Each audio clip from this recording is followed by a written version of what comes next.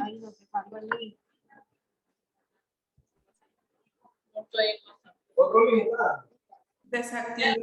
Desactiven los audios, por favor, siempre.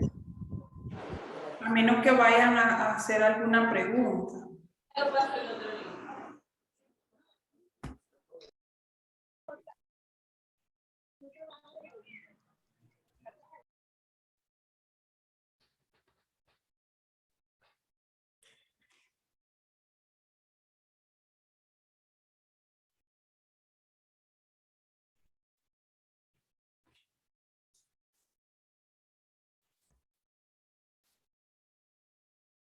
Entonces, vamos a terminar con esta parte de la dogmática procesal.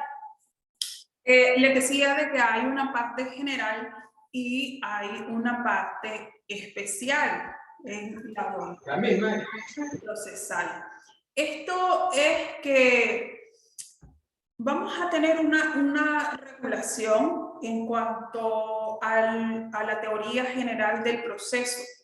Esta materia que nosotros estamos estudiando ahora, nosotros vemos esa parte general del derecho procesal o de la dogmática procesal, porque aquí vamos a conocer... No voy a explicar nada.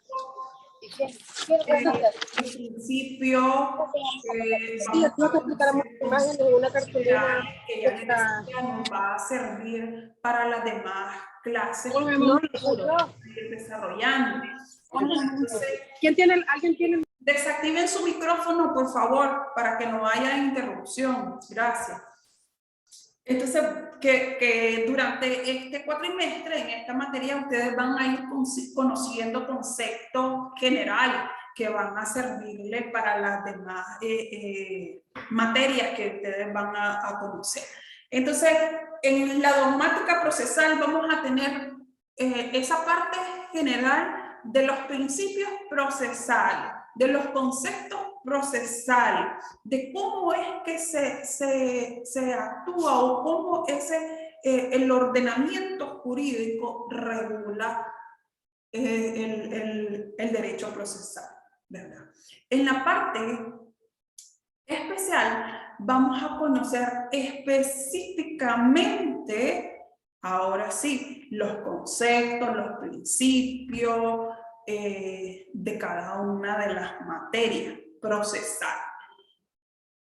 El derecho procesal, entonces nosotros les decía, vamos a conocer procesal de familia, procesal civil, procesal penal, procesal laboral, y vamos a ir desarrollando esta parte en las demás especialidades o en las demás asignaturas que ustedes van a ir desarrollando. Y se aprende aquí específicamente por cada materia. En la parte general, en la teoría general del concepto es una generalidad para todas las materias. Luego ustedes van a estudiar específicamente de esos principios generales que conocemos, se cumple para el derecho civil o para el derecho penal. No todos tienen los mismos principios, ¿verdad? Son algunas partes, algunos conceptos que sí se estudian en la teoría general del proceso, pero luego nosotros lo vemos más específicamente en la materia procesal que se vaya desarrollando. Entonces, aquí también, en el ordenamiento jurídico, vamos a conocer unas características que tiene el ordenamiento jurídico. Primero, una unidad. El ordenamiento jurídico dijimos que es el todo de lo que rige a un Estado. Y todas estas normas que rigen, todo este conjunto de normas que rigen al Estado, se consideran como una sola. No puede ser de que alguien pretenda de que no va a haber un cumplimiento o que se va a eliminar por que simplemente quererlo, dejar de cumplir alguna de las normas, porque ya son parte del ordenamiento jurídico que rigen a un Estado. Hay coherencia también entre todo el ordenamiento jurídico.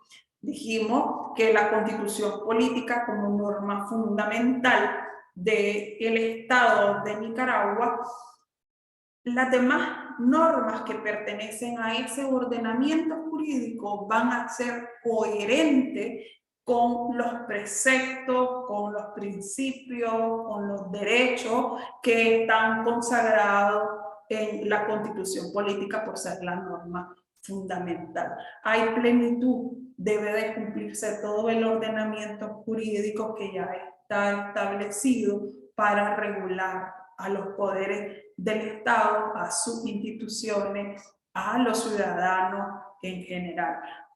Si fuera de que alguna norma se deja de cumplir o se deja su aplicación de ella porque un poder del Estado lo haya determinado y que no sea el competente para hacerlo, aquí estaríamos fuera de lo que es el principio de legalidad y de la coherencia que debe existir dentro de todas las normas que rigen el ordenamiento jurídico de un Estado.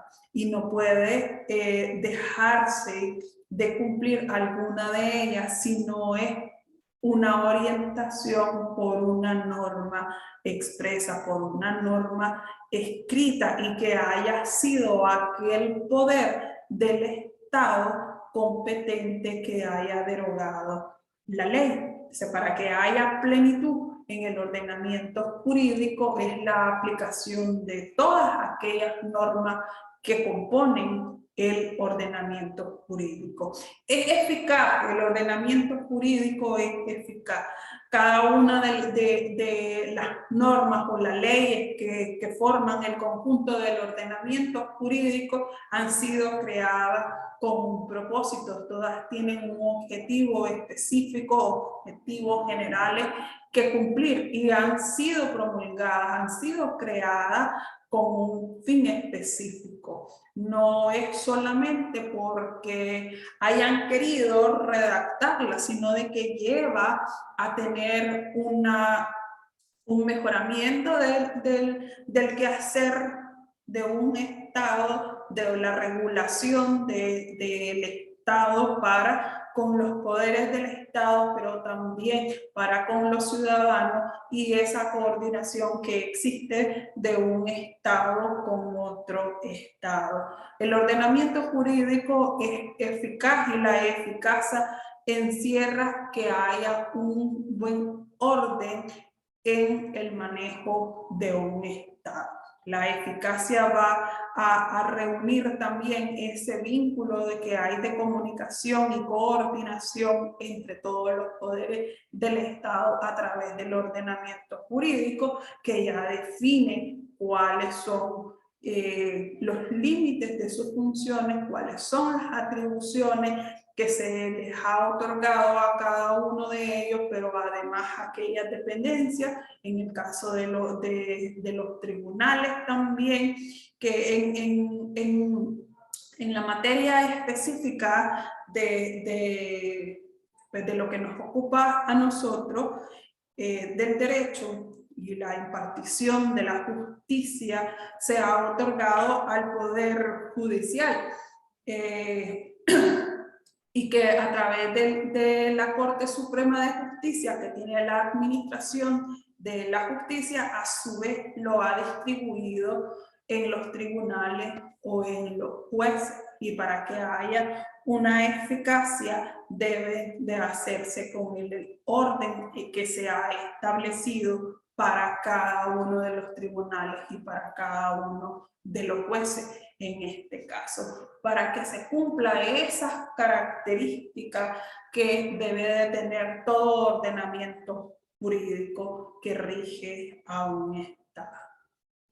Si hay preguntas hasta aquí.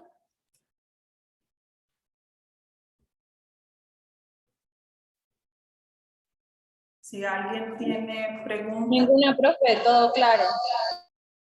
Bien, gracias. Todo bien, profe.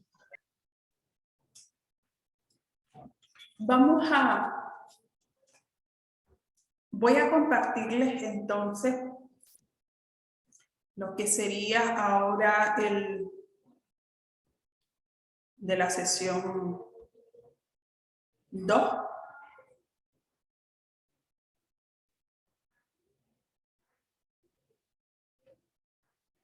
Entonces, de la sesión 2, acá vamos a conocer las generalidades de litigio y cómo se solucionan los litigios, las controversias que puedan surgir. Alguien que haya escuchado y que sepa qué es litigio, o alguien que tenga una noción general, algo así de litigio, ¿qué saben ustedes? Pueda conectar su audio y decir si han escuchado ese término de litigio, o qué se les viene a la mente cuando escuchan esa palabra litigio. Cuando hay más de, o sea, cuando hay dos personas que son dueños de algo, Ajá. entonces normalmente ahí hay un litigio. Cuando dos personas son dueñas de algo, dice Enrique. Profe, podría ser en el caso de una propiedad, cuando las dos personas entran a un juicio, entonces se hace un litigio para que ninguna de las dos personas tengan acceso a esta propiedad, en el caso de ser el caso, pues.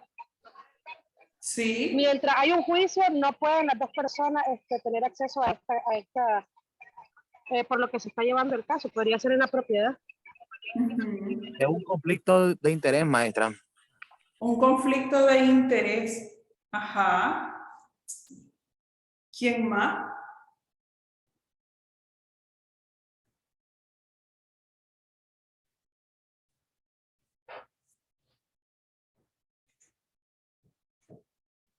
Isamar, ¿quiere decir algo?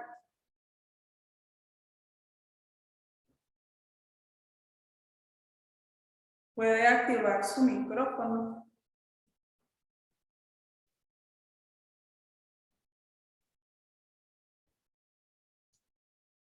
Bien, lo que todos dijeron es cierto.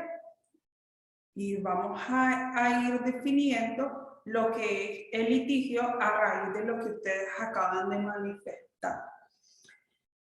Decía, dos personas que son dueñas de algo. Las dos se creen con el mismo derecho, pero entran a un conflicto o a una controversia y que ahora hay que resolverlo, porque los dos creen que tienen el mismo derecho de esa propiedad, decía que son dueños de una propiedad o de un bien, y ahora entran a un juicio para que sea un juez el que resuelva quién es el que tiene el derecho o un mejor derecho sobre ese bien o esa propiedad, como ustedes decían. Hay litigio cuando dos o más personas entran en una controversia, que hay una que se resiste a entregar, a dar o a hacer algo porque cree que esa persona tiene el mejor derecho frente a que el otro que lo reclama. Entonces este se resiste a hacer, a entregar, y se crea una controversia o un conflicto entre las partes. No siempre el litigio o la controversia va a ser de dos personas, pueden ser dos o más personas. Puede ser que uno sea el que se rehúse a hacer o a entregar algo y hayan dos o tres más personas que están solicitando el hacer o recibir algo, porque también creen que tienen derecho o están exigiendo un derecho que ha nacido para ella. El pago de una obligación, el nacimiento de un derecho, ¿verdad? Y puede crear ese litigio, esa controversia. En el orden jurídico que se ha establecido dentro de ese todo, vamos a encontrar nosotros la forma de resolver las controversias o resolver los litigios que se presenten. Acá el litigio se le conoce el conflicto de intereses que está calificado por una pretensión de uno de los interesados y la resistencia de otro. Yo creo que tengo derecho a ser propietaria, por ejemplo, de un terreno, porque yo he estado habitando allí más de un año. No tengo título, no tengo un título que me acredite como propietaria, pero yo ya llevo allí habitando y cuando yo llegué el terreno estaba vacío, no lo habitaba nadie, no había ninguna construcción. Yo llegué, construí, hice mi casita ahí y llevo ya un año de estar viviendo ahí, o menos tiempo, digamos unos 6 meses.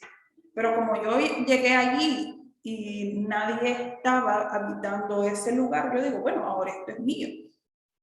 Era de nadie, estaba abandonado ese terreno y ahora es mío, porque yo ya construí. Yo soy la propietaria de ese lugar, aunque no tenga un título de propiedad. Y de pronto aparece otra persona, o un grupo de personas puede ser, que llegan y dicen, yo tengo esta escritura, o yo tengo este título de esa propiedad o de ese terreno donde yo ya construí. Y llegan y entonces pretenden hacerme salir del lugar y de dejar abandonado lo que yo ya construí, porque dicen, esto es mío, o esto es de nosotros este terreno, así que tiene que salir porque el del derecho soy yo. Y entonces pretenden, ¿verdad?, hacer uso de su derecho o hacer el cumplimiento de su derecho como propietario titular.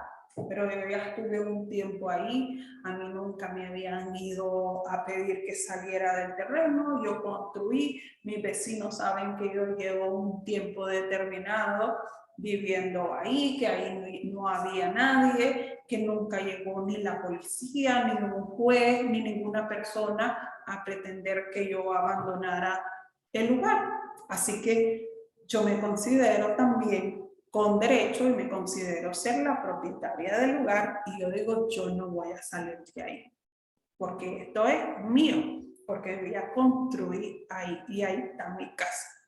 Entonces, entramos en conflicto, porque hay unos que pretenden cumplir lo que ellos creen que es su derecho, pero estoy yo también que me resisto a entregar, a salir, a abandonar lo que yo creo que es mío.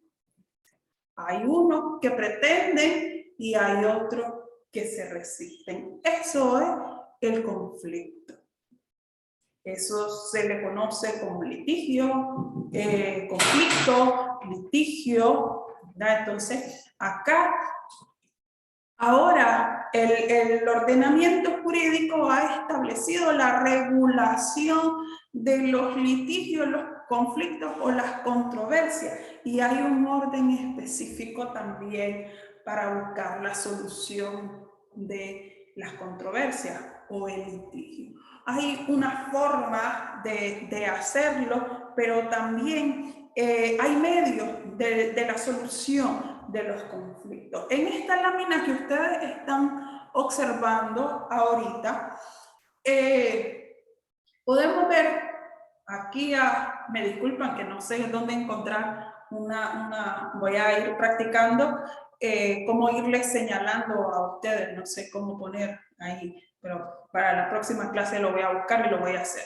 Pero aquí al lado izquierdo van a ver el conflicto, el concepto de conflicto, también la función procesal del conflicto, los elementos que contienen o que forman el conflicto y en el otro extremo los medios de solución del conflicto. Aquí resumimos toda la sesión del día de hoy.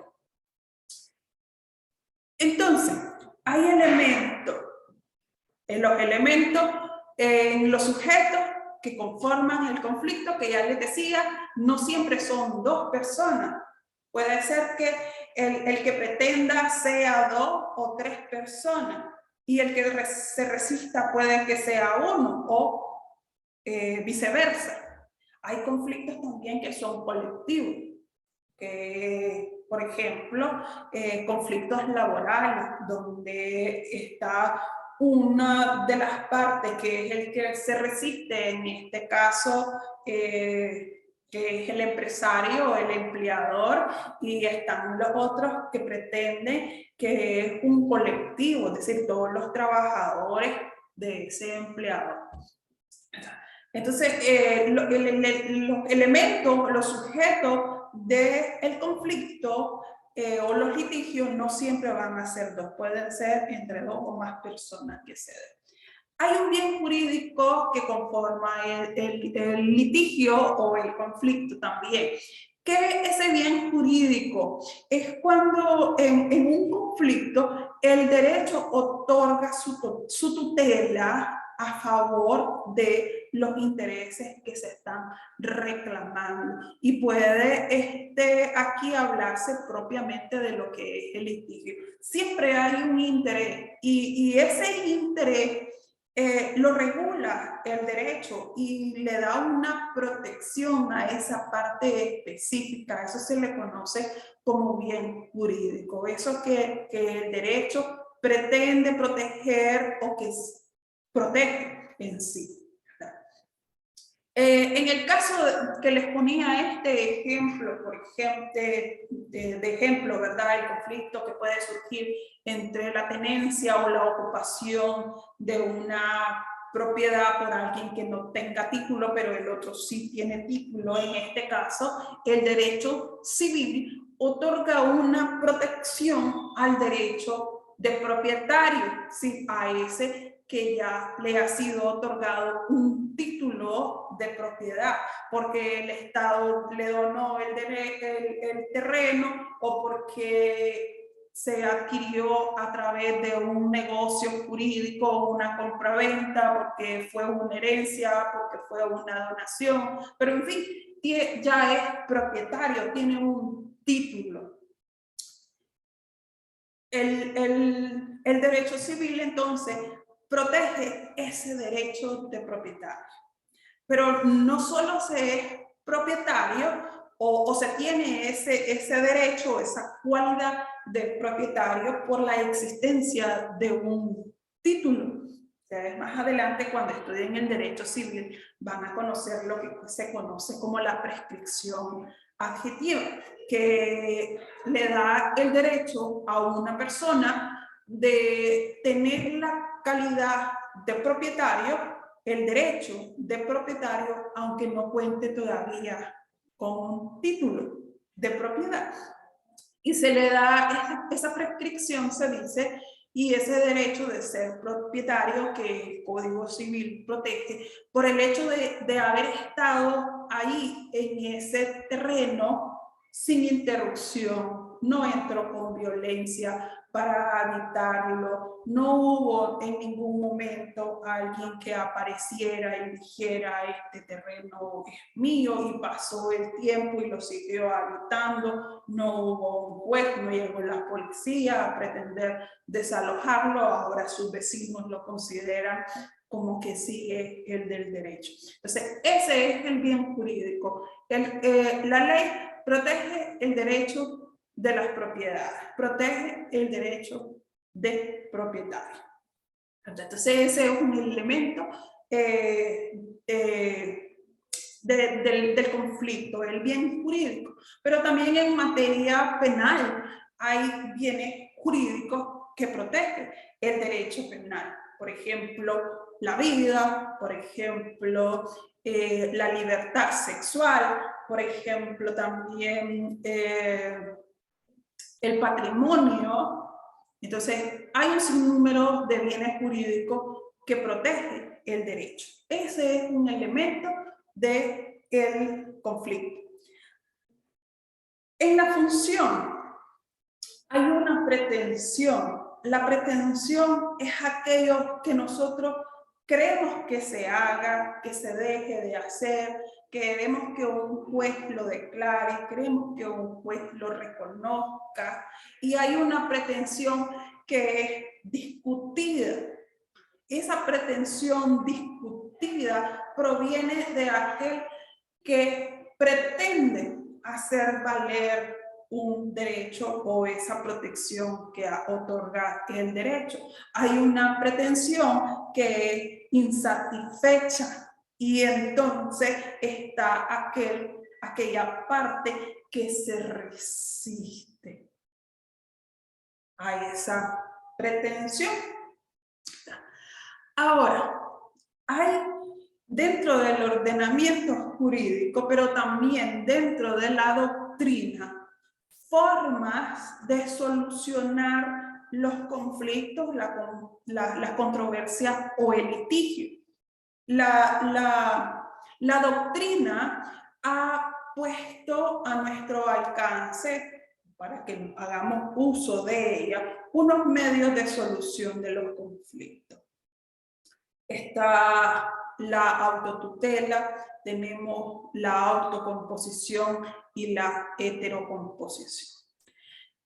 En la autotutela, que contiene medios de que ya no son utilizados, ¿verdad? Ya que ahora nosotros contamos con una norma que está escrita y que regula todo el comportamiento de la sociedad. Hay unas formas de autotutela que antes se ejercían en aquel tiempo. Ustedes seguramente que ya vieron lo que es el derecho romano o lo estarán estudiando. En el derecho romano hablábamos de las formas de hacer justicia. Es decir, estaba la venganza, estaba el hecho de que si alguien a mí me había dañado, yo podía hacer justicia por mis propias manos. Todo eso ya se eliminó. Ahora en la autotutela lo que se pretende es un ejercicio de facultades, de mando, pero que se hacen a través de los órganos jurisdiccionales o de los tribunales de justicia, y a aquellos que el orden jurídico ha determinado esa facultad de resolver los conflictos. Ya no lo hacemos nosotros mismos, porque si pretendemos hacer justicia o reclamar ese derecho que nosotros creemos que tenemos por nuestras propias manos, podríamos caer en la comisión de un delito o en la comisión de alguna falta penal o llegar a una sanción civil, ¿verdad? Por el hecho de pretender cobrar o hacer justicia por nuestras propias manos, ¿verdad? Entonces, pero en la autotutela nosotros vamos a encontrar entonces la respuesta a un ataque precedente, el ejercicio de un derecho subjetivo, el ejercicio de una facultad de mando, el ejercicio de potestad, un medio de presión o de coacción para que eso que nosotros pretendemos, aquel que se resista, lo haga. Nosotros vamos a buscar la forma de coaccionar al otro a través de un combate, a través de una lucha, a través de un medio de presión, a través de una coacción o de violencia, para que esa pretensión que nosotros tenemos sea satisfecha. Ahora esta forma de solucionar el conflicto, les decía, no es aplicable, no están dentro del derecho. Y estas son las formas doctrinales, ¿verdad? Y que siempre han estado en discusión como un medio de solución de los conflictos. Entonces, también tenemos en la doctrina ha establecido los medios autocompositivos. Están los unilaterales y los bilaterales. En lo autocompositivo podemos encontrar el desistimiento, el perdón del ofendido, el allanamiento. El desistimiento, ¿qué es el desistimiento? Bueno, yo pretendo algo y que se haga, me sea satisfecha algún reclamo, una pretensión o un derecho que yo creo que tengo, pero después digo yo, bueno, con este ejemplo de la ocupación del terreno y que yo sí tengo título, pero desisto. Y digo, bueno, a final de cuentas, ese terreno ya lo dejé abandonado por un año, a mí no me sirve, yo no lo voy a usar, no tienen dónde ir esta gente, bueno, que se quede. Y ya desisto de mi acción o de la pretensión de que me fuera devuelto ese terreno por ser propietario con título. El perdón del ofendido. Si alguien me hizo daño antes de entrar a la vía judicial, yo puedo perdonar, ¿verdad? Pero hay que ver también hasta dónde llegó la ofensa o hasta dónde llegó el daño. Y existe esa forma, sí, de solucionar el conflicto a través de la autocomposición unilateral. Y el allanamiento que está bien discutido también en que sigue autocompositivo, es una forma heterocompositivo, que donde debe de caer, pero hasta ahora está dentro de los medios de autocomposición. El allanamiento es que viene alguien y reclama algo, y entonces yo me allano, digo, bueno, sí, tenés razón, toma, esto es tuyo, esto no es mío, así que te lo devuelvo y ya está, se acabó todo. Me allané a su petición o a su pretensión y se acabó el conflicto. Ese es el allanamiento. Luego tenemos los medios heterocompositivos, y aquí el ordenamiento jurídico nicaragüense los regula a través de la ley 540, que es la ley de mediación y de arbitraje. Entre los medios de solución heterocompositivos, nosotros vamos a encontrar la mediación. La mediación puede ser previa al proceso, puede ser durante el proceso. Entonces tenemos primero la mediación, luego como medio de solución heterocompositivo también está la conciliación. La conciliación, nuestro ordenamiento jurídico ha determinado de que sea utilizada para darle solución a aquellos conflictos que son de materia de familia, de materia laboral. Los conflictos que surgen ahí se resuelven por la conciliación. Previo o durante se va a realizar un trámite de conciliación entre las partes que estén en el conflicto. La conciliación puede hacerse por la vía administrativa o por la vía judicial. La mediación también. Hay mediación que se hacen en la vía administrativa y si no es posible se hacen en la vía judicial. Luego de esto tenemos también como medio de solucionar los conflictos y heterocompositivos el arbitraje.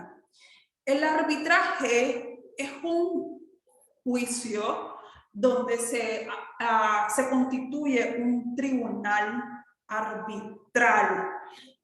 Y puede que sea un árbitro o sean 2 o 3 árbitros, según hayan acordado las partes en conflicto. Las partes en conflicto van a determinar cómo se constituye el tribunal arbitral y ese tribunal le va a dar la solución al conflicto. Hay una diferencia entre la mediación, la conciliación y el arbitraje. Y hay también, según el orden, ¿verdad? O según la rama del derecho o la materia del derecho, para decirlo de una mejor manera, que ya establece como requisito previo a ir a la vía judicial el realizar un trámite de conciliación o realizar una mediación o suscribir acuerdos entre las partes previo a ir a la vía judicial. Es decir, el conflicto se puede solucionar previo a presentarlo a un juez o se puede solucionar donde el juez. Si las partes deciden hacerlo fuera de una sede judicial, entonces se entiende que es la vía administrativa. Pero hay materia del derecho que ya lo exigen. Por ejemplo, el nuevo Código Procesal Civil o de procedimiento civil, me disculpan que no estudio mucho lo civil, ahorita estoy confundida cuál es el término legal de nuestro código de procedimiento civil, si es procesal civil o procedimiento civil. El asunto es que este nuevo código que regula el proceso civil ha establecido como requisito para la presentación de una demanda que las partes en conflicto deben de realizar una mediación. Y al escrito de demanda se le debe de adjuntar el acta de acuerdos. Puede ser de que al momento de estar realizando la mediación se hayan llegado a acuerdos parciales o a acuerdos totales o que las partes no hayan llegado a un acuerdo. Pero esa acta debe de ser adjuntada al escrito de la demanda y si no es adjuntada a la demanda, el juez no va a admitir la demanda. Va a mandar a que las partes vayan y hagan la mediación. En materia laboral, también el Código de Procedimiento Laboral exige que las partes en conflicto realicen de previo a ir a la vía judicial un trámite de conciliación. Esto se hace en la vía administrativa y lo hace el Ministerio del Trabajo. En el Ministerio del Trabajo se hacen las conciliaciones. Hay otras que no exigen de previo que se hagan mediación o conciliación. Por ejemplo, en el derecho procesal penal no es exigido para la admisión de la acusación que las partes hayan suscrito o hayan sido convocadas, o se haya realizado un trámite de mediación o acuerdo. Entonces, esto va a estar en dependencia de la materia del derecho donde haya surgido el conflicto para determinar si es necesario, si es un requisito especial o fundamental que se realice de previo a la vía judicial estos trámites de conciliación, de mediación, inclusive del arbitraje. Bueno, se nos acaba acá el tiempo de la conexión. No sé si tienen preguntas y nos volvemos a conectar para contestar las preguntas o si hasta aquí vamos bien y el próximo sábado vamos a seguir abordando de estos medios de solución para comprender la diferencia entre la mediación, el arbitraje